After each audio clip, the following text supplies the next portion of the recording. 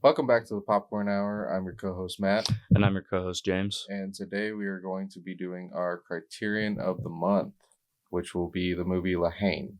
So, do you want to explain what Criterion means?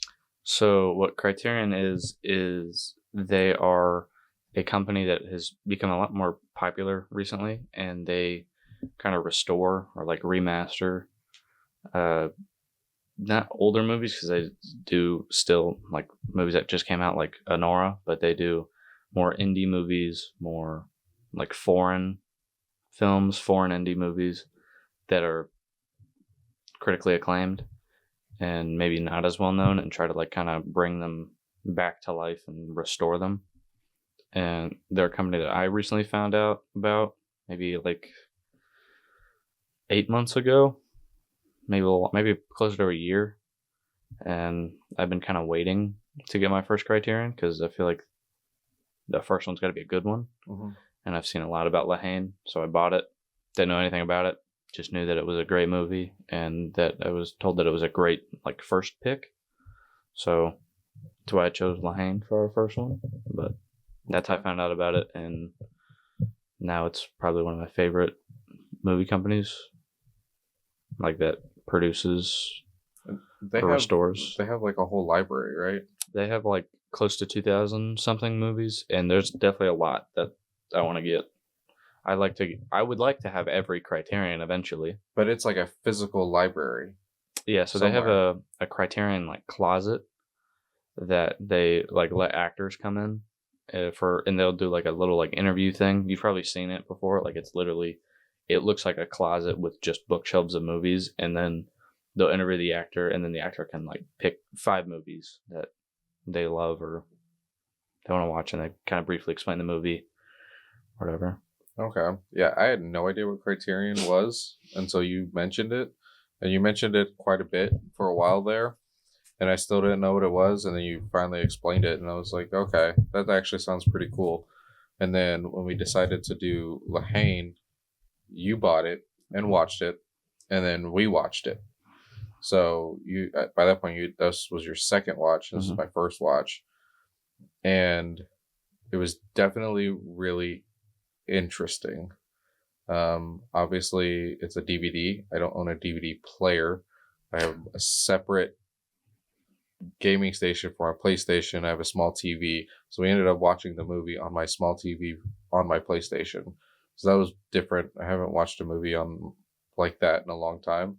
And I haven't watched a DVD in a really long time. So it was a neat experience to do. I've been buying a lot more DVDs recently. Really? Yeah. I think because I recently bought American Graffiti. Okay. Directed by George Lucas. Yeah. He did Star Wars. Yeah. So, but I know that like another anniversary for it is coming up, like on the 11th. So I'm waiting to watch it till then. Okay. But I've just been trying to buy more DVDs because I like physical media a lot more. Yeah. Watching it, I like it being tangible. Yeah. What have you been watching lately? So the other day, I rewatched Superman in theaters. Definitely, I thought it was a more enjoyable second watch. Still love the movie a lot. It's a really enjoyable movie. This time I did watch it a little more critically. Okay. And I did notice like a few more like issues, but I just kind of don't really care. I just really enjoy the movie. And then I did a 3-day fast.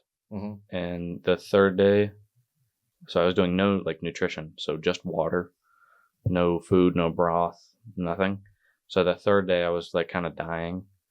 So I was just kind of just lounging around. Yeah.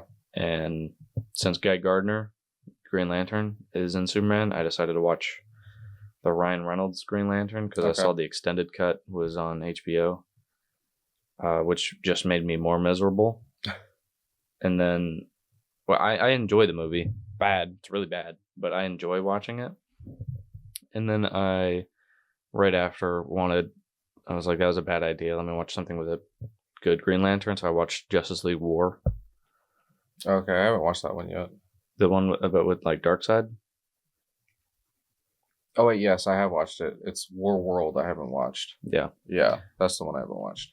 So, and then next day I finally was done, and I started feeling better. So I watched one of my favorite like kind of feel good movies, The Secret Life of Walter Mitty, directed by Ben Stiller. He also like directed Zoolander and Tropic Thunder. Definitely some of the funniest movies, and this one was very different from other movies he's done, and it's a very enjoyable movie. Has the same kind of theme as like It's a Wonderful Life. Yeah. Like it's just about a guy who loses his way and forgets who he is and just finds himself again. And it's also based on a movie from the 40s, 50s called The Secret Life of Walter Mitty, where a character has like the Walter Mitty has like this same thing where he just daydreams all the time and lost himself. What have you been watching? Not a whole lot. I've been kind of busy lately, so I'll come home from whatever I've been doing and watching a couple episodes of Dexter and then go to bed. So we're season 3 now. Wow. And I was kind of mad because we finished season 2 the other day, and I thought my favorite season was 4. Yeah, but I thought 4 was season 3, but season 4 is my favorite.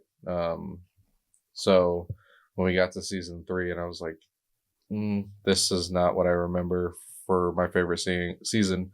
Because that's the one with Princess Leia's foster dad, right? Where he's the villain. Yeah, Jimmy Smits. Yeah. Oh, but season 3 is great. I like season 3 a lot. Yeah, it is good, but 4 is my favorite. But Jimmy Smits is one of my favorite actors. They do. So in the new Dexter show, they do reference something from season 3. Okay. I was like, oh, that's cool. You've been watching Resurrection? Mm-hmm. Okay. I like it a lot. I didn't like what was it? Original Sin. Didn't care for it. So I couldn't finish it. So there's 3 spinoffs, right? So there's Dexter and then Dexter New Blood. Okay. I like New Blood. I don't know why people didn't like it. It was good. It was that well one written. Only has 1 season, right? Yeah. And then they did Original Sin as like a spinoff, and then Resurrections is after New Blood. Okay. But Original Sin takes place before the events of Dexter. Yeah. Okay. It's like a flashback type of prequel. Yeah, because it starts off with the ending of New Blood, and then it's just Michael C. Hall like reliving his life in his head. Okay. And that's what it's supposed to be. Narrates it the whole time. Okay. I actually like Michael because C. you know Hall's how narrator. like Dexter like talks to himself in his own head. When they do that, it's just Michael C. Hall talking, and not the guy that plays the younger version of him, which plays James Bond in the upcoming. I don't know if it came out. The James Bond game. That has not come out yet. Yeah, I'm not going to play it. I don't even think it's coming to PlayStation, but I don't really care that much. Yeah, but that's pretty much all I've been watching. Oh, and then last night I started watching Let's Be Cops. That's a good movie. That is definitely one of my like favorite like comedy cop movies. Yeah, because I feel like not a lot of people realize how many like comedy cop movies there are. Because there's like the 7 police academies, Naked Gun, the original one. Yeah. The Jump Street movies. Rush Hour, that counts? Yeah, that counts. Yeah. The Other Guys. Yeah. I feel like that's a really great movie. I love The Other Guys. Bye, Sheila. Yeah. Bye, Sheila. Gator needs his gat. That's a great movie. Yeah. But I started watching that, and I before it came out, I was like, I really want to watch this movie. It looks really funny. And even then, it's still. I think that movie also weirdly has like a really good soundtrack. Okay. Surprisingly, but speaking of police, Haine has a lot of like the movie means hate. Haine means hate. Some people call it something weird like I don't remember what they pronounce it, but in the movie they say Haine, so yeah, I'm just gonna call it Haine. But they have a lot of police, like the people hate the police hate the people hate the people, the police hate the police, people hate the government. Everyone just hates each other. Even like the main group of friends, Vince, Said, and Hubert, they all like hate each other. several points during the movie. Yeah. And the tagline for this movie is "Hate breeds hate," which is the theme of this movie. I like how it's very just straightforward, in your face. Hate breeds hate. Yeah. So let's kind of get into this movie. So the official synopsis of this movie: it was written in 1995, and it was written and directed by Mathieu Kassovitz. So Haine tells the story of 24 hours in the lives of three young men, Vince, Saeed, and Hubert, living in a poverty-stricken French suburb following a riot. The film begins the day after a young man named Abdil is severely injured in police custody, triggering tension and unrest in the banlieue. As the three friends roam the streets of Paris, they confront systematic injustice, violence, and the volatile pressure of their environment. So, what were like your initial thoughts going into this movie? Because I don't remember what I told you before we watched it. You didn't really tell me much about the movie at all.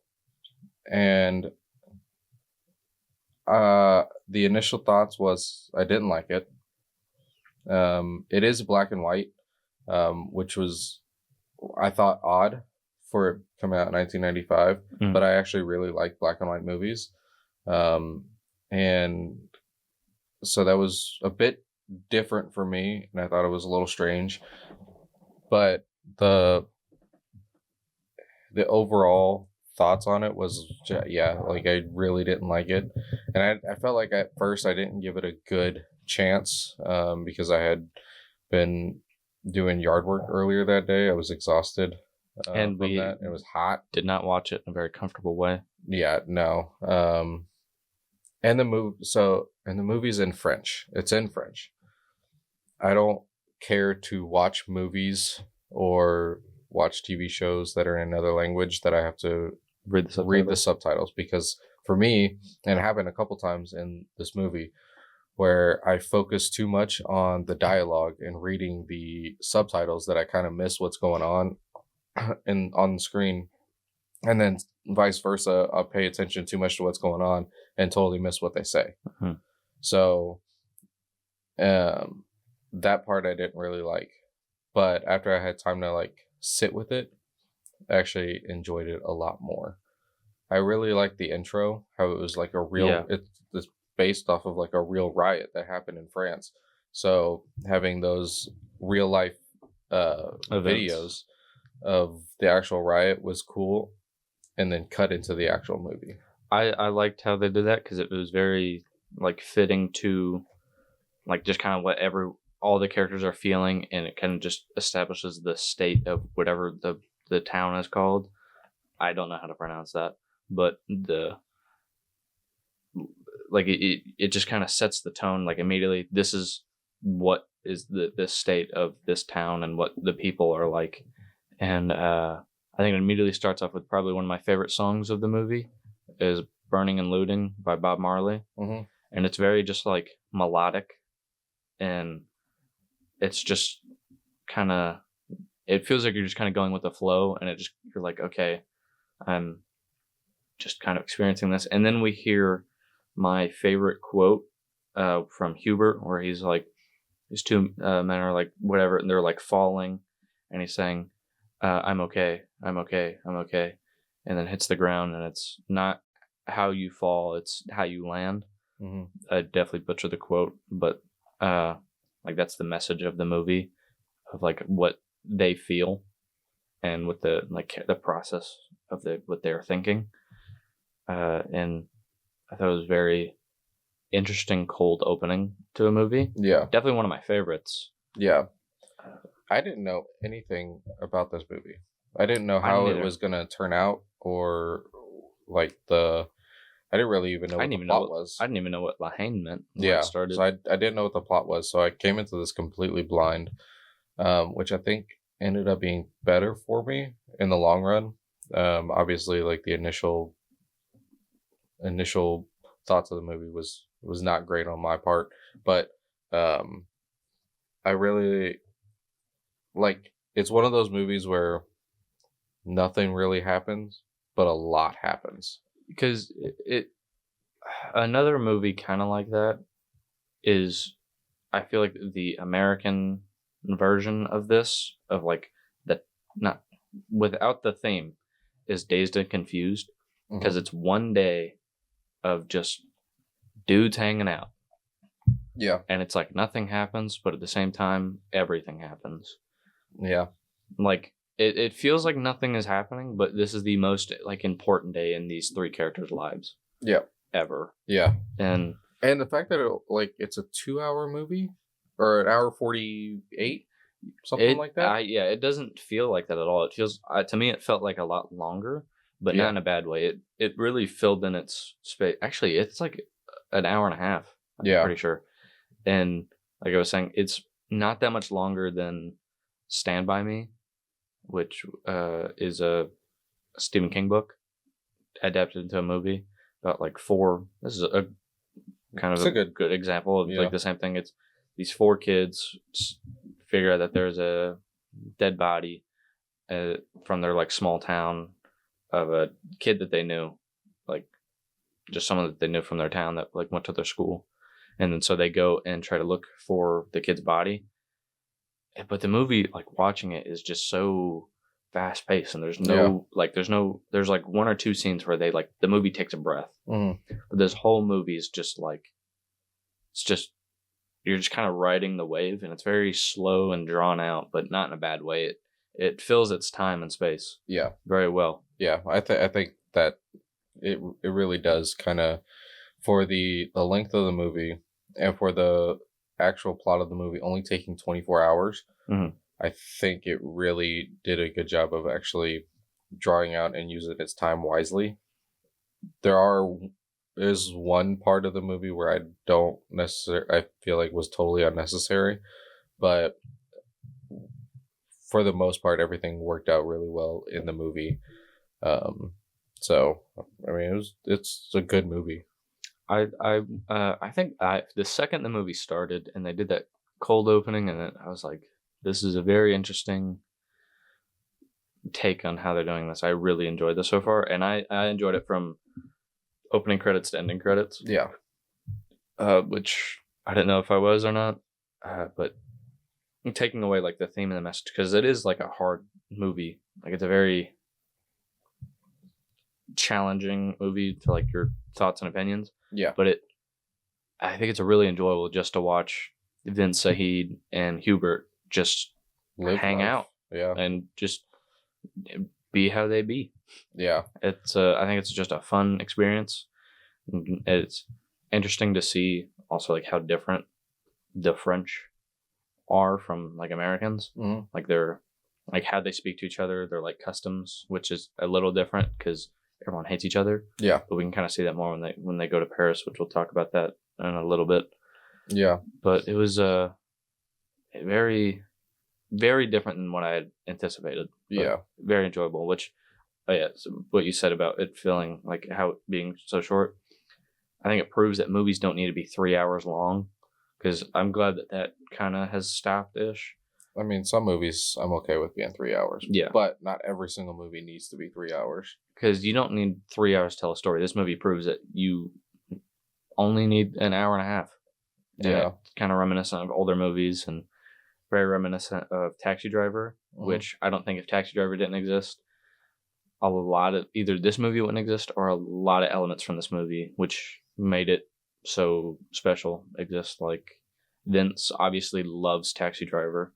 He constantly does the thing where he's like pointing and it goes like with a handgun, like with making a gun with his fingers. Finger gun, that's the word. Finger gun. There you go. Like in Taxi Driver, or when he's standing in the mirror saying, "You talking to me? You talking to me?" Or when he's in the movie theater, he's like recreating that shot from Taxi Driver where Travis Buckles just sitting there in the movie theater with like his hand over his eye. Yeah. It's very reminiscent of that and has a similar theme with the characters, because I feel like the story has its own theme and the characters have their own theme each. Yeah. Yeah.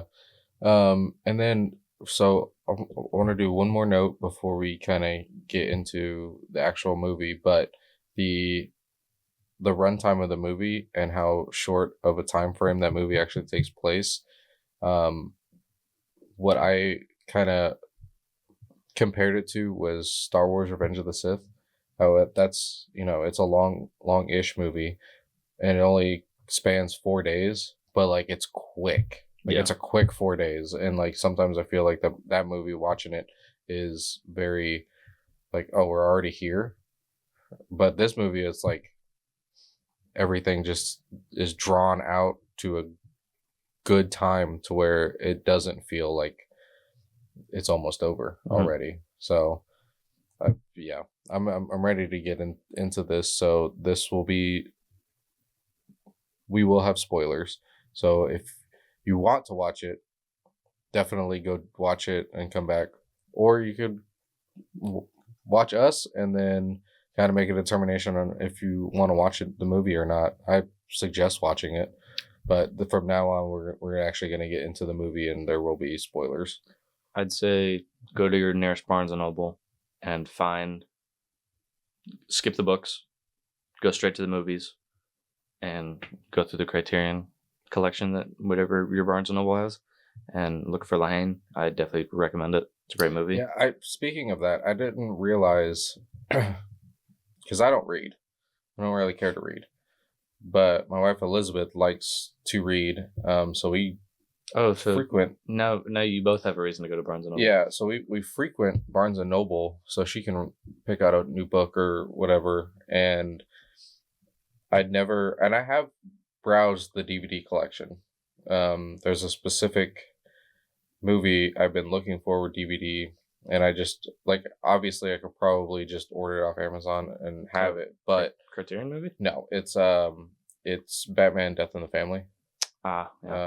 Because Death in the Family is a movie where you pick the outcomes of the movie, but you can only do it. They have it on HBO Max, or they did, but you can't do that on the HBO Max version. But if you have the DVD, you could pick the outcomes of the movie. So I want the physical copy of that, but I'm sure I could find it on Amazon. But I always look at Barnes and Noble when we go, but I've never ever like laid eyes on Criterion and actually like comprehended it. So, but Barnes and Noble has like they have a huge Criterion Collection. Yeah. I did go to one recently where they only had literally 4, and it was on like it wasn't even like a rack. I don't even know what it was. It literally just had 4. Oh, they were very good picks. Yeah, I mean, they were good, but like, and those are the 4 they had. Yeah, and when we went last weekend to pick out a couple, we went to 2 different ones, 2 different Barnes and Nobles, and both of them had a pretty extensive list of DVDs for Criterion. And they were even running a deal. Oh yeah, Criterion this month is doing 50% off on all their movies, Blu-ray and 4K. So if you're thinking about watching some Criterion, I think this is the month. They do this frequently. Like, they'll do big sales like this. Mm-hmm. Don't know when the next one's going to be, but definitely go this month. Yeah. And then when we cashed out at both places, they're so talkative. Like, every Barnes & Noble, every time I get a Criterion, they're like, I always talk to the people at the register about it. Yeah, they were both like, this is a good one. This is a good choice. And so that was different. I'm excited for our next 2. Should we say what our next 2 are? Yeah.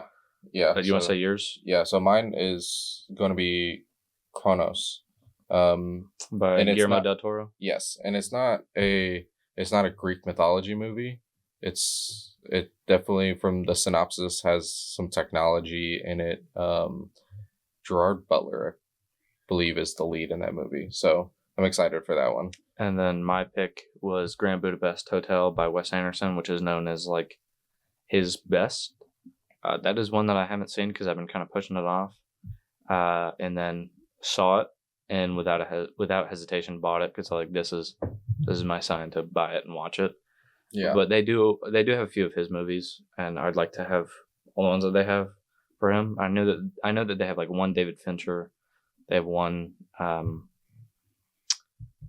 Christopher Nolan, which is his first movie, The Following, because that was an indie movie, and then from then on they're a blockbuster. Yeah.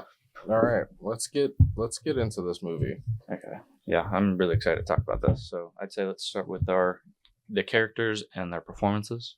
Okay. So starting off, the first character that we see is Saeed, and he's spray painting on a police vehicle. And then from that point, he goes over to Vince's house, and he's dreaming about breakdancing, which is like a reoccurring thing in this movie. That Vince kind of wants to subtle, be a breakdancer. It's subtle because it's very. There's so much like subtleness to these characters, and they really go for the less is more. Like there's so much character development when they're not talking. Yeah. Like later in the movie, when they're in Paris, and Hubert and Saeed get arrested. Yeah. And then Vince just takes off.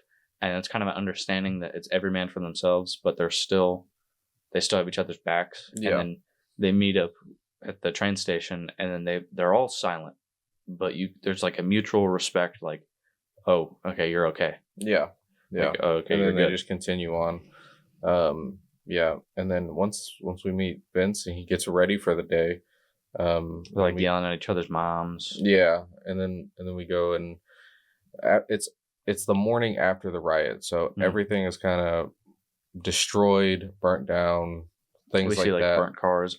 Saeed yelling at the neighbor. Yeah. To like shut up. That is hilarious. Yeah. And then we also, another reason why we see Vince breakdancing is that actor Vince, his real name is Vince. All the main characters, their real names are their characters' names. I guess he used to train breakdancing when he was a kid, so they let him do it. I also really like that like short little song that they play. It's called like that. It's called like a wedding song. I think that's what it's something like that. I'd like listening to the soundtrack for this movie. Okay, it's cool. But then that's like the opening part of that song. It's just really funny. It feels like an Irish jig kind of. Yeah. So they kind of get out of Vince's house and go to Hubert's gym. So he's a former boxer, and he owns a gym in the bad part of town, and it was burnt down and just completely destroyed. And then a reoccurring thing that they keep asking is how they got a car in there. Oh yeah. How There's they got a car into the gym. Yeah. And Hubert's just kind of boxing in this run down, burnt down gym, and it makes all that's left is a punching bag. Yeah, which is, I think it's a nice touch, and the gym definitely just reverts back to a warehouse, just a random warehouse, and that's an interesting detail to have just the punching bag there, and he's just punching away. He's not even worried at all about people entering, the gym being burnt down. He's just calm, cool, and collected, which, I mean, it's a reoccurring thing for him throughout most of the movie, is that he's the calm person. Yeah, at this point is when we kind of see their dynamics between all of them. Like, Saeed is more of he's kind of like in the moment. He's very like nervous. He's kind of more jittery. Like, he's like a kid where it feels like he shouldn't be there. Like, he's not corruptible, but he is just, you can tell that he's not where he should be. Yeah. And then we see Vince is very, like, you talked about this a lot after we watched it. He's very abrasive and just intense. Is a lot more, he talks the talk, but he doesn't walk the walk, which we see later in the movie. So, and that's interesting because you didn't notice it your first watch, but I noticed it right off the bat, where Vince is just kind of, he's the guy that you talks a lot, but he can never back it up, or he's too afraid to back it up. He wants to be a tough guy, but he's not really a tough guy, which I think helps with the dynamic between him and Hubert, because Hubert is a legit tough guy. He doesn't talk the talk because he knows he can walk the walk. Yes. So he very much so, like, very tough guy, former boxer, but he doesn't ever need to show it. Yeah, he's very calm to himself, even like when they're like running from those cops, and then they have that like standoff, and then Hubert, you can tell that he knows what he needs to do, but he's just kind of seeing what Vince is about to do, because he's more worried how Vince is going to react, because Vince is very like scared. Yeah. And then he's a little jumpy. And and then just rude. He's so rude. He like he sees that Vince is about to shoot this cop, and then he just punches the cop because to him that's the best outcome, and it seems like that's what he wanted. Yeah. Throughout this whole movie is he just wants the best outcome until he eventually breaks. Like that's why he was trying, because he said that he was trying to help the kids release their anger and be like an outlet for them. And now that the gym is burned down, that he can't do that anymore. Yeah. And he just keeps getting beat over and over again. Yeah. And he eventually just kind of breaks. And we kind of see more of that later, like when Vince gets separated from them and he starts hanging around with this random group of people that we saw earlier in the movie at a boxing match. And then they like go to this place with like this big iron door, and it slides open and this guy just starts shooting through it. And then we see a shot that we'll talk about in a little bit, but we see Vince's face is just like he's like, yeah, we're going to kill these guys. And then he's just terrified. Yeah. It's a quick switch. And then you definitely should see how Vince's true character is. Because he acts like a total tough guy throughout the whole movie. But when push comes to shove, he's not going to do anything. One thing about this movie, which kind of starts after we kind of meet the main characters and they go up top of the roof. I don't like that scene that much. I don't either. But a reoccurring thing in this movie that made me not like this movie was for some reason throughout this entire movie, there's a lot of points where there are a bunch of people talking at once. Yeah. And it's loud and it's confusing, overwhelming. And with it being in another language that I don't speak, it makes it hard to kind of determine what everybody is saying. Now, I know it's not important as to what everybody is saying, but it kind of makes me like, what is everybody saying? You know? And it only picks up like one or two characters' dialogue in the subtitles. And it happens quite a bit in the movie, and every single time that it does, it's very overwhelming, and I don't like that. I don't like how they did that. Which I think is the main reason why I didn't like the movie initially, was that there were so many of those parts to it that I just didn't like. The just chatter, or just loud chatter, 4 or 5 people yelling at each other for, I wouldn't say no reason, but no reason. And I just didn't like it at all. And I don't know, but everything else about the movie kind of helps muddy that down to where you don't really, it's not a big thing. I will say my biggest issue with this movie is completely my fault. It's because I don't speak French, and I would really like to watch this movie in French with no subtitles and be able to understand it, but I don't know French.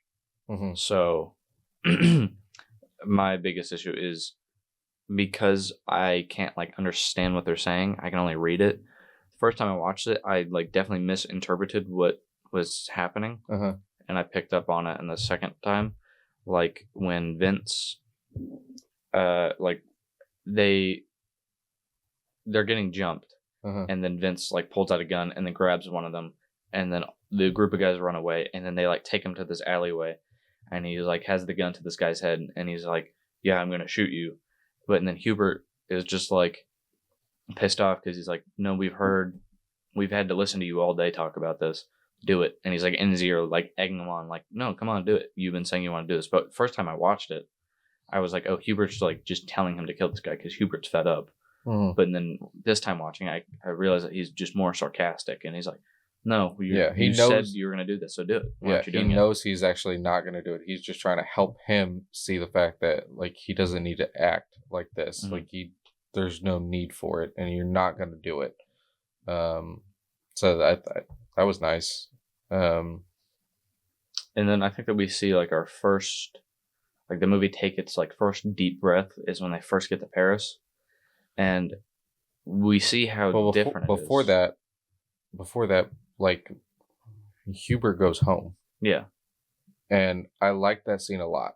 When he's just talking to his mom. Sister? Yeah, his sister. And then one of his brothers is in Mhm. jail, and I think Hubert's my favorite character of this movie. At I liked him a first, lot. Vince was my favorite, and then towards the middle of the movie, like when they go to Paris, it's Saeed, and then by the end of the movie, it's Hubert. Mm-hmm. I think Hubert's character is probably the best written Mm-hmm. of the three, and then it's like his character just kind of, it's like we see less of him, but it shows more. Yeah, and I think the scene where he's at his house and you can tell he's trying to help out his family. He gives his mom money, and she's kind of surprised by it, and then he kind of just goes and hangs out in his room, listens to some music, lights up a joint. Oh, we also forgot to mention the dynamics between the characters is that Vince is Jewish, and Saeed is Arabic, and Hubert is African. Yes. And then that's like how their characters also blend together and shows their different sides. Yeah. Yeah. So we see like how each of the three live their own lives in their own homes, which I thought was an interesting thing because it shows like their characters and like a little more of like how they culturally, how that differentiates how they live. Yeah. Yeah. I think the dynamic between the three is done really well because they do come from different backgrounds, but they live the same lives in a sense, because of where they live and things like that, which I think plays a lot throughout the movie with the police. Mm-hmm. And then there was one thing that I didn't understand, like who this person was, but Saeed's brother. Yeah. We see him. He's a cop. Okay, that's what I thought. But there were a couple times when I was like, is that the same person from before? You know, and he's the one that got them out of jail, right? Mm-hmm. Okay, yeah. So, or got Saeed out of jail. Yeah, no, when they're in the hospital and they're all like trying to arrest them. Yeah. Because they're kind of antagonizing the police and trying to make a scene. Because Vince was trying to get egging on the cop to like hit him. Yeah. And then this pretty much takes place right after the rooftop scene, and they go to the hospital to visit their friend who was Abdil, who was injured during the riots, and he's currently up in the air on whether or not he will live or die. He's like on life support. Yeah, and so they go and visit him, and another moment where it was just like a lot of chatter and just it bothered me. But they want to see him. The cops won't let them, and then of course he gets arrested, like we said, and his brother breaks him out. And I think this is a good spot when they're at the police station to pick up Saeed, and then like Vince is just like full of hatred. He's got his hand in his pockets. He's not. He won't. He's not talking to Saeed's brother. Saeed's brother tries to shake his hand, like show respect, and then he's just like, "Get out of here." Yeah, and just complete hatred towards everybody in that police station, and like he's just like staring at the cops hard. Mm-hmm. But like even every interaction that he has with the police, like earlier in the movie, they're all walking and talking, and then all of a sudden the police go by, and Hubert and Saeed are just acting normal, and then Vince just kind of goes quiet and just stares him down. But like, you can kind of tell that he was not going to do anything. Yeah, and this particular scene, like once they leave the police station and they kind of go off into their separate ways, like that's when I noticed that Vince is more talk than he is bite, because once like he was away from the cops, then he starts talking trash. Yeah. And then he starts saying like what he would do and things like that. And so that's almost a clear indicator that somebody talks the talk but can't walk the walk. Even when like he has the one cop at gunpoint and he's just like he's in shock. He's like freaking out. He's like stuck, and then Hubert hits him and then they run, and then they're talking about it after, and then Vince is like, yeah, I totally had him in my sights. Like I almost shot him, but then Hubert hit him in the face before I could do anything. And then Hubert's not saying anything because he's trying to let his friend share let his friend have the spotlight, and then but he really knows that he wouldn't have done anything. Yeah. So now there's one scene shortly after this that I thought was completely pointless. And it was The kid thing. the playground, and I like the that scene a lot. Really, I feel like it's I love unnecessary. how slow it is. Just Yeah, but so they're on the playground, and there's a kid talking to Vince, and the kid is telling him about a TV show, and totally just drags out what this TV show is about. Like completely drags it out, and then it cuts, or he finishes what he wanted to say, and then Vince is like, "So then what happens?" He's like, "Oh, that's pretty much it," which I thought was kind of funny, because like I was Vince, you could tell was like intrigued by what he was saying, but like he was like, just put the fries in the bag, bro. Yeah, yeah. But like some people would, they would be listening and be like, but like not really care. But and you, at first I was like, that's probably what Vince is doing, and then he's like, so then what? And so it's like he actually cares. So that was nice, but overall I think the scene was kind of pointless. And then it cuts to later on, but they're still there. They're just kind of hanging out. Which something that this movie does well is when it cuts to a new scene, every now and then it'll pop up what time it is to kind of show like where they're at in the day, which was cool. But I wish they would have I think they would, if they would have did it more, I would have liked it better. But I mean, they did it 4 or 5 times. I think they did it way more. Really? Yeah. I feel like they did it at least like 10 to 12 because they did it like every 2 hours ish. Okay, yeah, I guess. And then at the end of the movie, they do it like 2 times back to back. Oh yeah, they do. Because it goes 6:01. Yeah. So then they go to Paris. This is where why? Because they mentioned it earlier. Saeed needed to get money. Good. Yeah. Saeed needed to get money from his friend Asterix. Cool name. But he needed to get his money from Asterix. Alias. Yeah. Yeah. But he needed to get his money from him. And then this is when the movie like takes a breath. And this is when we really see like why everyone hates each other so much. Because I don't know why, it reminds me a lot of like 28 Days Later and like the 28 movies. It's because it's more like a rage virus. It's just so infectious that they all just hate each other. And then Saeed goes to a cop, asks him for directions, and he's like, he's like, "Oh, hey, sir, it's that way." And he's like, "The guy called me sir." Yeah. And he's like, "Everyone's nice here." Mm-hmm. And then we see that they later in this, while they're in Paris, they get angry with people for almost no reason because it's like it's so ingrained that they just need to hate. Yeah, but the way I interpreted it was, is they attract hate. Yeah. And they bring it with them. Mm-hmm. So like when they first get to Paris, everybody's super nice and things like that. But then it slowly, everybody starts doing. I do think starts hating. It's so well because they like stand out so differently. Because I feel like their clothes are darker, and their shadows are more harsh on them. Mm-hmm. And I like how because movies and stuff, shadows shouldn't be harsh because then it like cuts away from the scene. But I feel like they do it in this, and that just adds to it because it just shows more of the black and whiteness of how they view the world. I mean, the movie is filmed in black and white. So, and then it's like everyone's more nice or whatever. And then then they get to Asterix's apartment, and then they're just like ringing the doorbell, and the guy's like, "Oh, there's no Asterix here." And then Vince just starts yelling at the guy, and the woman's like, "What are you guys doing?" And then they just start yelling at her.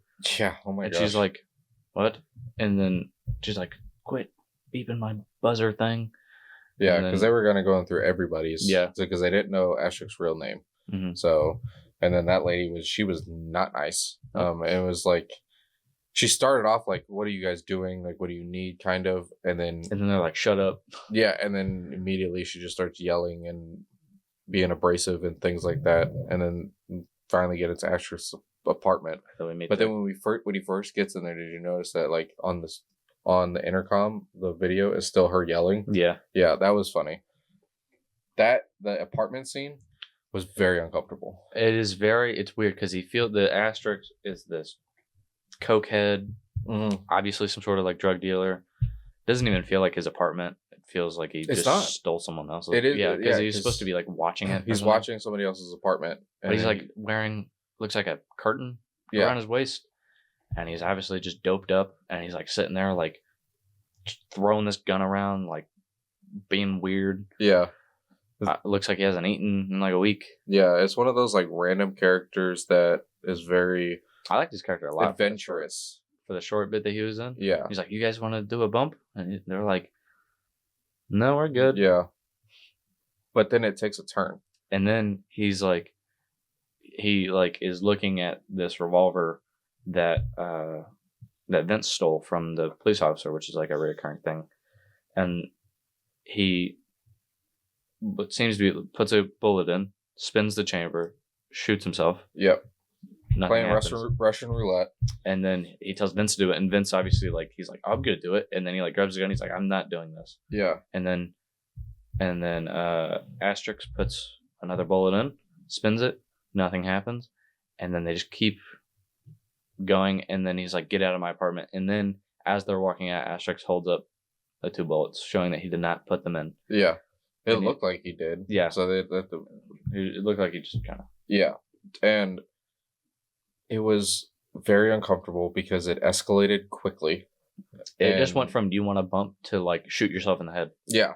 Yeah. And it was strange. And then like all of a sudden the dude's like, get out of my apartment. And then they're like, how much money did he owe you? And they're like 500 francs. And he goes, that's it? Yeah. Which I think is like 100, a little more than like 100 USD. Yeah. So I was like, we came all the way to Paris for 500 francs. Yeah, because they did have to get on a train. And then he's like, it's the principle. Which is fair, which kind of shows like the values that Saeed has. Mm-hmm. Is like he's very much a man of his word. Yes. Because he never said anything in this movie that he didn't hold up. Yeah. Yeah. And once they leave that dude's apartment, Asterix's apartment, Saeed and Hubert get jumped and arrested. Yes. And this is the part where they kind of get separated. So Saeed and Hubert get harassed and arrested by the local police.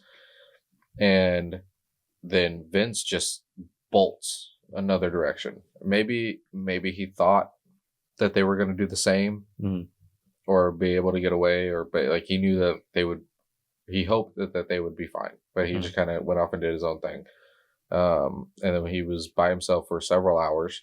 Yeah, he went to the boxing match that they referenced earlier in this movie, and then hung out with those people. Yeah. And like we talked about, they had a thing where we see more of Vince's true side, where they're like, they kill the guy in front of them, and Vince is like in shock, and is like, oh my god. Yeah, and then when we see what's happening to Saeed and Hubert, they're just kind of handcuffed to chairs, and the cops are just torturing them. Like, let's be honest, it was torture.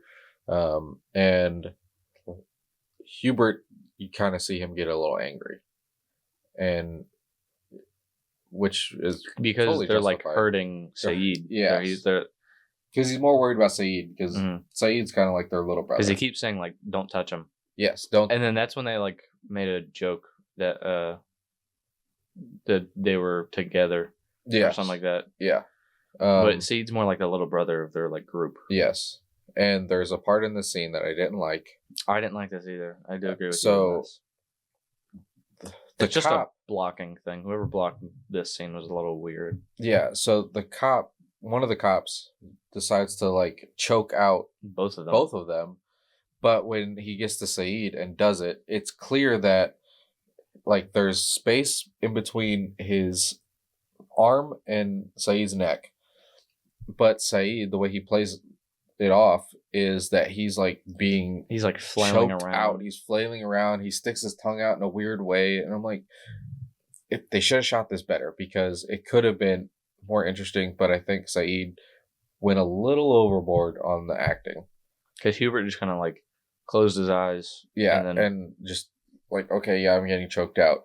But then Saeed, clearly, from the viewer's point of view, if you look close enough, I didn't think you have to look that closely. If you just look, there's just a big gap. Yeah, there's a huge gap between Saeed's throat and the cop's arm. And Saeed's over here like holding this and just sticking his tongue out as like if he's like the scene dying when Leia's choking out Jabba the Hutt. That's immediately what I thought of. And I was like, that didn't look good. It didn't look good.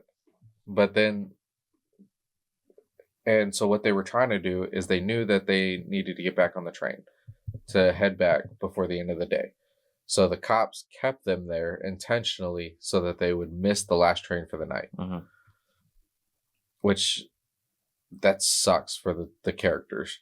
Like, I don't know how long that train ride was supposed to be, but to be stranded in Paris, nowhere to sleep, things like that, it sucks for them. And you feel that for them because later, after Vince does what he does, goes to the boxing match, things like that, they go, they all meet at the train station as the final train of the night is leaving. And it was like Hubert and Saeed are running to get the train and they miss it. And then all of a sudden, Vince just shows up. I think that shows. I don't think Vince was going to get on that train. I think he had been there for a while waiting for Saeed and for Hubert to show up. Because I think that he was waiting for them to get there because he was just kind of walking there nonchalant. I think it seems like he'd been down there. Yeah, he'd been waiting for a while, which makes sense because, I mean, he was free to do whatever he wanted, so he could have showed up for the last train, but we also chose not to. When he goes to the boxing match, they're like, "Oh, where's Seed and Hubert?" And he's like, "Oh, they pissed me off, so I left them." Yeah, but it's kind of obvious, like how he says it. This is one that I could really kind of pick up the tone because it was very isolating. Mm-hmm. Is that he doesn't actually mean it. Like, he's just saying it because he. Yeah, some of the things that he says doesn't show how loyal he is. It really is, because he really is loyal to those two, which was nice. And I didn't catch that, so that looking back on that scene, that's actually really interesting. Because when I first saw it, I was like, "You're just gonna nonchalantly walk up out of nowhere?" It's kind of like a mutual thing that like, oh, everyone's okay. Yeah, and they just kind of they don't say anything to each other. They just look at each other, and then they go nod, then they go sit down. Yeah, that's the thing. We also forgot to mention the scene which I think is probably the funniest scene is when Vince shaves Seed's head. Oh, and then yeah. And then he's like, let me see it. How bad is it? And goes, oh, look. And he like quickly like shows the behind his head. And he goes, you didn't even hold it there. Yeah, look, it's fine. Yeah. And then we see him immediately after. He's got a beanie on, and he's like, what? It looks good. Yeah, that was funny. Hilarious. It really didn't look that good at all. But that was funny. Yeah, I forgot about that. But they're like sitting there. Now they're stranded. Now they're stranded in Paris. And then we see Abdul dies. Are they in a mall? It looks like that they're just like in the train station. Okay. Because to me, it looked like they were in a mall. And then they were just kind of sitting there watching the screen. And then all of a sudden a breaking news bulletin comes in that their friend Abdul had died from his injuries. And then, I mean, we did kind of skip over some stuff that I don't think is that really. I mean, we kind of already briefly talked about it, which is they go to the art museum and then we see how they just like hate everyone and then they try to steal a car. Yes, that scene's funny, but that scene's funny. And then they're just kind of like they're in shock, and it's almost like the movie's silent. And we're just watching them just react to this. And they don't make a face. They're all just kind of in understanding. And they're like, it seems like they realize that like this is real. Yeah. And something throughout the movie is Vince is constantly saying, so at the beginning, he dies. During the riot, Vince managed to steal a revolver from a police officer. And he holds it in a hiding spot, but then like takes it with him to Paris, and he has it the entire time. And kept saying if he dies, then he's gonna go and kill. He said in his own words, I'm pretty sure, ice some pigs. Yes, that's what he said. Yeah. So and then so when they see that, you could tell that after that, a little bit of time passes. It seems like they fell asleep, and then Hubert wakes up and realizes that Vince is gone. And they're like, this might be the moment where Vince actually talks. He walks the walk. Yeah. Then we see him just standing there looking at two cops holding a gun, and then he fires away. And then they both dramatically and like seem like I'm assuming they took inspiration from like Lethal Weapon, because they mentioned Lethal Weapon.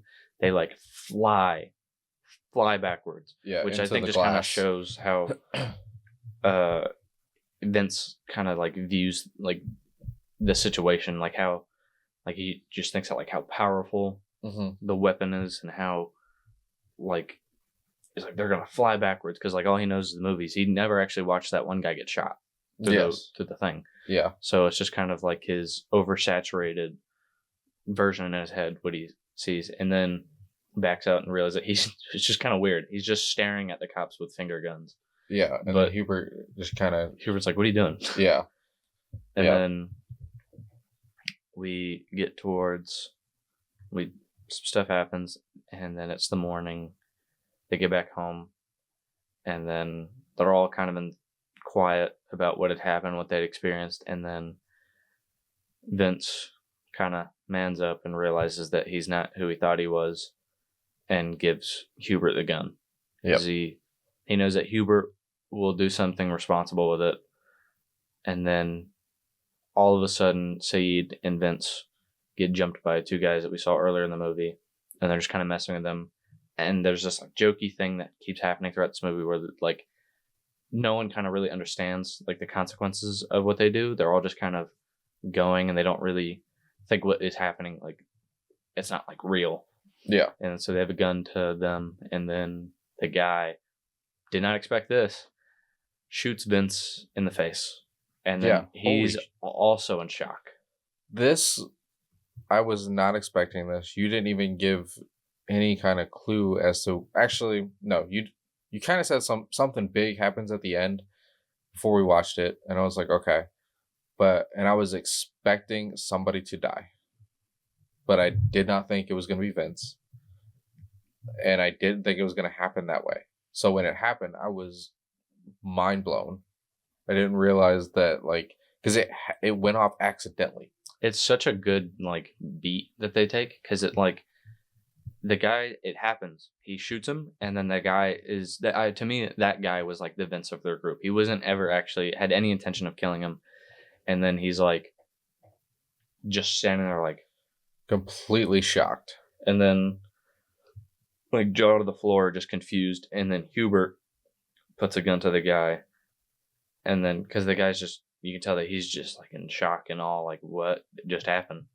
And then the camera dollies to just moves, the camera moves forward towards Saeed, and then we see Hubert say his quote that he'd been saying the whole movie: "So far so good, so far so good. It's not how you fall that matters, it's how you land." And then we see Saeed close his eyes, and then you hear bullet fire. And I have a theory that... And then it just cuts. Then it just cuts movie to the ends.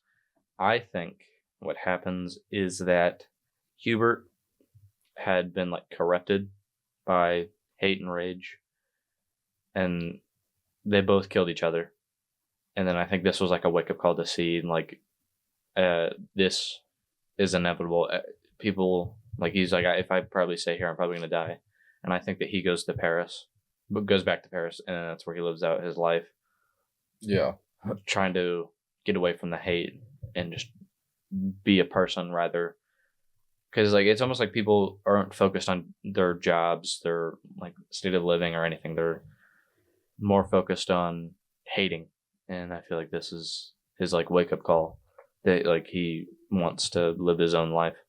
Yeah. And I do like how you don't know, and you're forced to interpret what happens at the end, and then it just cuts.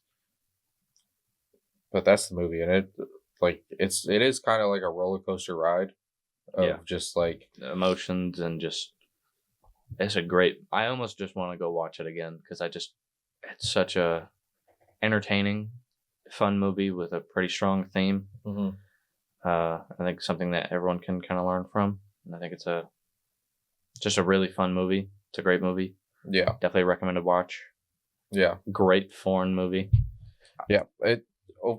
Initially I didn't like it, and then I had time to think about it, and it made me like it a lot more. So it really is a good movie, and I'm like, especially the end, it makes you think a lot. It'll make you think for a while. Yeah. So I think now you want to go into I'd say now we go into our like commercial break, and then afterwards, because that got pretty dark at the end. Yeah. And then afterwards, then we can touch up on the sound, the music, editing, the effects, just kind of brief over everything, Favorite and then shots. our final thoughts and opinions. So, do you want to do the cards first, and then we do the quotes? Yeah. So we're gonna do some trivia for each other, and then we'll do 5 trivia things, and then 3 movie quotes from each of our like favorite movies. So, do you want to read first, or do you want me to go first? I'll do mine first. Okay. All right. So these are easiest to hardest. Okay. I think I'm gonna do terrible. You're gonna do fine. What item is in every Fight Club scene? I don't even need Starbucks cup. Yep, there you go. I don't even need to read the answers. I have a Fight Club question. Okay. Or wait, never mind. What is the name of Quint's boat in Jaws? What are the options? Stingray, Chum, Hammerhead, Orca. Is it Chum? No. One more time. Orca. Yeah. Okay. I got that one right off should have the gotten bat. that right because I got a Jaws popcorn bucket. Yeah. All right. What is the name of the pet llama in Napoleon Dynamite? Oh, well, okay. If you read these out, I'll definitely know it. Janet, Jane, Tina, Tara. Tina. Yeah. God, Tina E. Which actor played Garth in Wayne's World? What are the options? Rob Lowe, Mike Myers, Michael Day-Lewis, and Dana Carvey. Dana Carvey. Yep. I love Dana Carvey. All right. You didn't tell her about my pube, did you? Now, I don't know if you'll get this one. In which Quentin Tarantino movie does Christopher Walken interrogate Dennis Hopper? Options are Pulp Fiction, True Romance. True Romance. Okay. Well, True Romance was written by Tarantino, not directed by Tarantino. He sold it so he could make Reservoir Dogs. Okay, there you go. But he is There you in go. Pulp Fiction telling young Bruce Willis about his ass watch. Okay. I think these are the easiest to hardest. In what David Fincher movie has a character named Tyler Durden? Fight Club. I did change how this was worded, and I did give away the answer because I realized that Fight Club wasn't in the question. Yeah. But yeah. In the line Witch in the Wardrobe, what type of candy does Edmund love most? Oh, what are the options? I know this one. Dark chocolate, white chocolate, caramels, or Turkish Delight? Turkish Delight. Yep. I used to want that so bad. What was the first movie by Pixar to receive a rating higher than G in the United States? This one I didn't know at all. What are the options? The Incredibles, Finding Nemo, Toy Story, or Monsters Inc. That did not receive a G? Yeah, Finding higher. Nemo. Nope. The Incredibles. Yeah. The Incredibles That's weird. is pretty dark. But it's not as dark as Finding Nemo. The very beginning, his mother dies. Yeah, but I know. I think all The the Incredibles eggs shows more. The Incredibles has terrorists. Okay, yeah, that's okay. Which film by the Coen brothers features narration by Sam Elliott? You want me to read the option? Yeah. Fargo, Blood Sample, or Simple, The Man Who Wasn't There, or The Big Lebowski? What's the first one? Fargo. What's the second one? Blood Simple. Blood Simple. Fargo. It's not the Big Lebowski. It is The Big Lebowski. What? No, it's not. It opens with Sam Elliott talking. Oh. Over What? It opens with like a shot where they're going over like a hilltop, and then Sam Elliott's like, boo, boo, boo, boo, whatever he's saying. Oh, that's right. Yeah. I didn't think that was Sam Elliott. Yeah. Or I might have, but I don't know. Okay. What year was the first Die Hard movie released? What dates? 1986, 1988, 1990, or 1991? 88. Yep. Okay. Okay. Do you want me to do the quotes first? Yeah. Okay. I think that you'll get 2 out of the 3. You'll definitely get this first one. Tonight, I walk with my brothers. Iron Claw. Yep. I was going to give you an Iron Claw one, too.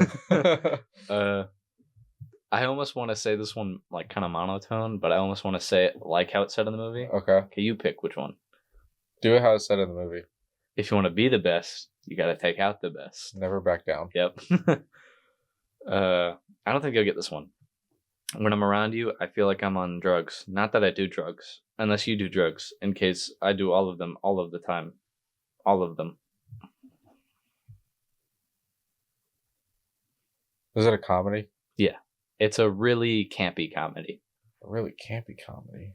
It is. I feel like if I say the director, it won't help. No. All I can think of is 21 Jump Street. Mm-mm. 22 Jump Street. No, it's Oh. not Jump Street, but it was made around that time. It's a very video game inspired type of movie.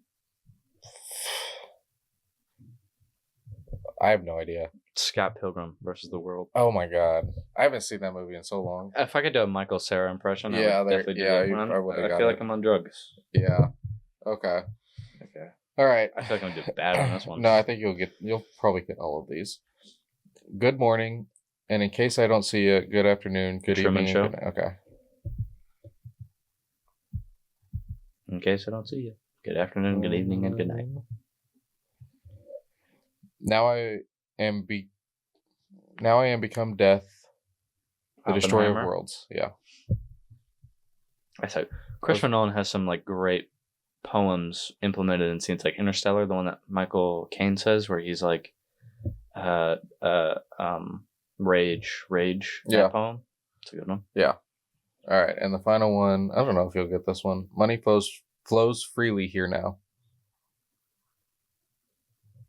Money flows freely here now. It's a movie that we all watched as a family. Recently? No, like last year. Last year. Money. Is it? It's a Wonderful Life? No, When was this movie made? recently. Recently. Like within the last 2 years. Money flows freely now. Did we go watch this on theaters? No. No. We all watched it in the living room at your place. Oh, Killers of the Flower Moon. Oh yeah, there you go. That makes sense because I think that was probably Robert De Niro that said that, or DiCaprio. Because when they're It was DiCaprio. Yeah, that's a good Yeah. movie. I like Yeah. that movie a lot. Mikey and It's I really went and go watch it in theaters. In Oh, IMAX. okay. Yeah, that movie's a really good movie. I actually like that movie a lot. That definitely gave it away that we watched it in the living room. I Yeah. was editing a video while we were doing Yeah. that. I mean, we've watched some stuff at your place. That's not a very family movie to watch, but No. I just remember, I don't think Elizabeth liked it that much. wait. It was a long movie, so she don't like long movies. Wait, did we tie? Because you got 1, 2, 3, 4 of these and 2 quotes. You did better. You got all of them. Oh, Yeah, you got all of them. So, yeah, you're definitely more of the movie nerd when it comes to stuff like that. okay. So I'd say let's get into our last little bits of this movie. So you want to do our like top 3 favorite shots? Because I think Yeah. you and I have our I think we're favorite shots. Yeah, we should be the same. I'd say let's go straight into the mirror shot. Yeah, So the mirror shot in this movie, if you're watching the video version, it might be a little easier. I'll try to find a thing that explains it and put it on the screen. But what it is the mirror and that wall is a fake wall, fake mirror. There's no actual mirror. And when you see the back of Vince's head, it's just a double. It's just a body double. And then when the body double goes down to reach under the cabinet, the camera dollies forward, so it moves forward. And then we see the real actor that plays Vince, and it gives the illusion that it looks like a mirror. I don't know if I explained that very well, but it's just a fake wall and 2 actors standing in front of each other. They do a similar thing in Mission Impossible Ghost Protocol, I think it's what it is, where Tom Cruise is putting a mask on, and they have a shot where it like goes around a mirror. And then very similar type of shot. Yeah, I actually have an illustration that we could put up. Okay, yeah. I have an illustration. So if you're watching this on YouTube or one of the Spotify accounts, it'll be up on screen right now. That's how it was done. Yeah, it became one of my favorite shots after you explained how they did it. Very innovative for a foreign thing. I like that a lot. Because I feel like they could have just used a mirror. Yeah. And it would have been fine. But they went the extra mile. I I said this to someone. Uh, I said this the other day, but I think if you, I know Tarantino says this. If you, if everyone puts effort into like a movie, like if there is 110% effort, you can't help but make a good movie. And I do think like I believe that. if they could have easily just put the camera in front of Vince, just him doing whatever, or like how we talked about in Superman the other day with the Mr. Terrific orb shot where it's a Lois's reaction, and then they made this so much longer and unnecessary. Yep. But it just makes it better and just shows like how much effort and care like went into this movie. Yeah. So the next shot that is probably one of my favorites is they're in the tunnel. Vince is showing Hubert and Saeed the gun that he stole, and he had it hidden in like an old Box appliance, and they're in a tunnel, and the camera kind of moves fairly fast towards them. Vince is to the back, and then Vince turns around. It's like a dolly, but there's a lot of dollies in this movie, but except it feels very handheld, almost like because it like shakes. More like in Evil Dead, like the first two mostly, when like a creature is chasing Ash, and it has a very low to the ground shot, and it's like handheld and shaky, and like just tracks him. They do like that, and he like just turns around and is holding it.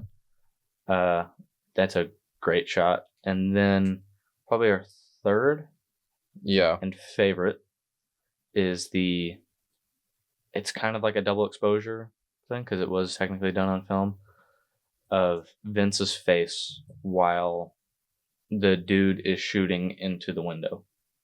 Yeah. Because we see half of the frame on the left side is Vince's reaction. He looks very angry. And then we see on the right side of the frame, it's the guy knocking on the door, the guy opening it, saying whatever, and then him just shooting.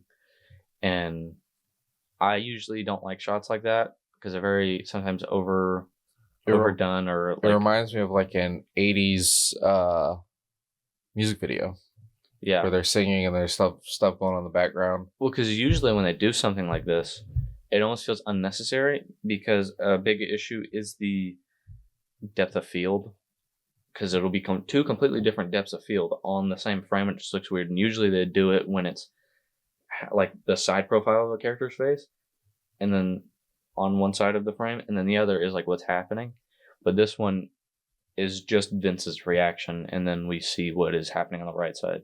Yeah, and it just looks... The timing of it was good because the gunshots go off, and then you see Vince just kind of... Vince goes from angry, and the second he like flinches, he like looks scared, but it's almost like he's like still trying to have that mask up of being tough. Yes, yeah, that's probably my favorite shot, and yeah, I do agree. Like, I don't think it's necessary in most movies, and I don't necessarily care for them usually, but I think this one did a really good job with it, and I think it fit the movies. Definitely stopped doing it a lot, but yeah, I also really enjoy the inclusion of like American movies and American stuff that they talk about, because like it's almost like it's like an appreciation thing that they're kind of saying, like because I feel like not a lot of people really think about it, but foreign like countries watch a lot of American movies, and like they're talking about American movies, and it just kind of brings more insight onto like how similar like American pop culture is to like French pop culture. Yeah. And that was really interesting. I loved the sound and how just like loud and piercing it was. Yes, that was really cool. Yeah, especially with the guns, because I hate in movie when guns are quiet and like they almost have no reaction. Yeah, like you're shooting a .22 caliber pistol where there's like nothing going on. You don't even need earplugs for. But in this one, it's just loud. It's echoing. It's piercing. Like you can really feel the weight. Oh, even in that shot, like you can feel like Vince's heart drop. Yeah, and it's just really really well done. Yes. The only thing about the sound that I don't like is the dialogue where 4 or 5 people are yelling at each other. I can't harp on that enough that I just did not like it. I like the Foley a lot. It's very, it's at some points it sticks out more, and I think it just kind of brings more emphasis on this style. Yeah. I like that a lot. VFX, they have some really good, like they don't have a lot, but like their cuts or whatever, you can kind of bypass most of it because it is black and white, but it just kind of brings it out more. Yeah. So that was a lot. That was really cool. I And like the cops flying backwards after Vince pretends to shoot them. I liked because there were a couple scenes where it was just like around them it was just dark. Yeah. And then them it's focused and it's light. Oh, especially when Vince is dead, the makeup that they did for him Yes. looks really, really good. Because like he got shot like Yeah, he right got in the shot sheet. like here. Yeah. And then they did a really good job with that. It reminded me a lot of don't really want to give, I'm not going to give a spoiler, but a movie where they kind of have a similar thing, Uncut Gems. Reminded me of that, and I thought that was really cool. And I like that movie a lot. That was interesting. We're kind of speeding through these, but it's the visual effects for this is very minimal, but very good for what they have. I like how every time they fire a gun, it's very bright, and it just kind of, it's more, they're more showing the feeling of it rather than the like logistically what it is. Yeah. That was cool. The emotional impact, I think, was a lot stronger for me in the second watch. Yeah, there was a lot of moments where you feel a lot. Where there's definitely parts of moments where you feel angry, and then you feel happy as far as like their dynamic. You almost feel like you're in the group, like when Vince is just rambling about, like he's like, "I'm gonna shoot this guy," and then you're almost like with Hubert, and you're like, "Come on, dude!" No, yeah, you get angry at him, and then like when Saeed and Hubert are getting, you feel more of like Hubert's emotions because like you feel bad for Saeed because you almost feel like he's like the little kid or like the little brother of the group. Yeah. Definitely the emotions. It hit every emotion throughout the entire movie, and nothing felt forced or Especially unnecessary. The ending had such a strong emotional beat. Yeah, and then the shock value of it, because it's almost like you don't see it coming. Not at all. At all. The last thing I expected. I was expecting somebody to die. I love when movies do that. I don't like it when I hate plot armor. I hate every ounce of plot armor. Yeah. And I like how this is just like, it's almost like it feels like it changes perspective. Like, oh, this is this group of people, and they're just like jumping this random group, like what Vince and them did earlier in this movie, and then they just kill him like he's nothing. Yeah. And it's very more realistic. Yeah. And I prefer it when movies do that rather than being over dramatized. And that he died very realistically. He just drops. He doesn't like he doesn't say anything and then dies and he just got shot in the head, because movies do that a lot. Yeah. He like legit just falls. Yeah. And just like collapses. And then one thing about that is, like, when it happens, Saeed is on the other side of the car with his hands kind of out on the car, and like the shock level on his face is very clear, and like he's not crying, he's not yelling, he's just silent. And then Hubert, same thing, he's just silent and just in shock, and then that's when he pulls the gun, and then the guy who is also in shock that it happened realizes that Hubert has a gun on him, and then he puts his up, and then pans to Saeed, and then the gunshot goes off, and then it cuts. Everything about that final scene was so good. This movie is definitely a must watch. It is great time. It's a fun movie as well as a challenging movie. Yeah. Everything that it does, it blends very well. It doesn't try to be something else than what it is. Yeah. It's a very good and fun movie. And definitely going to be one of my favorites, and I will probably not forget it for a while. I'll definitely watch it a lot. Yeah. Probably once every year, maybe twice. Yeah, that sounds about right. But, so... What's your ranking? Originally, first time I watched it, I gave it a 4, and then sat on it for a few hours, and then was like, nope, this is a 4.5. Okay. Okay.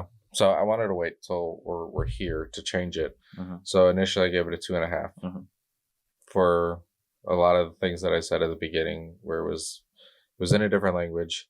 I had to read the subtitles, and My biggest issue is that I can't. Is I just don't know French. That's my biggest issue, that I have to watch it in subtitles. I kind of want to learn French yeah, just for this movie, and Yeah. I love I love mean, French. I'm cinema. sure it'll probably be a lot better if like you did actually understand, but to have to constantly read subtitles, it Mhm.